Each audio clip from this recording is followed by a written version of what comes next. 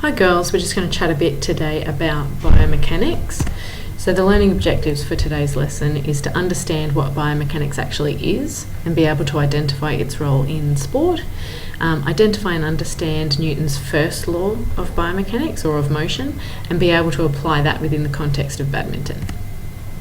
So biomechanics, if you break that word down into bio and mechanics, bio means living things.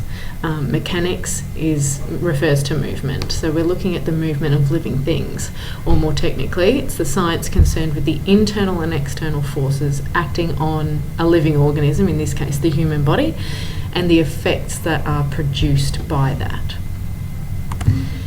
So if we look at his first law of inertia, so inertia is about what happens when something's at a state of rest or if it's currently moving. What happens to be able to stop it from moving or indeed initiate its movement. So here we've got the classic Wile E. Coyote, who's obviously at a state of rest right now, until all of a sudden there is an explosion which creates a force, which means that he moves from the spot he is. So that's basically the law of inertia. So technically speaking, Newton's first law, or also known as the law of inertia, is that an object will stay at rest or it will stay in motion with the same speed in the same direction unless it's acted upon by an unbalanced force. So if something is at rest, so say I'll grab an object.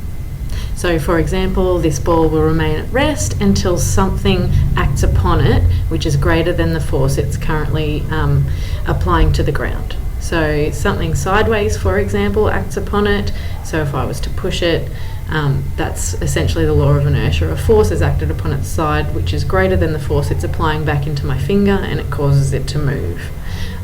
If it's already moving, so say it's rolling along the ground, the reason that the ball would eventually come to a stop is because frictional forces created by the ground have acted upon it, or if it's in a flight path in the air, then it will come down to the ground and eventually stop based on gravity. So that's another force that might be acting upon it.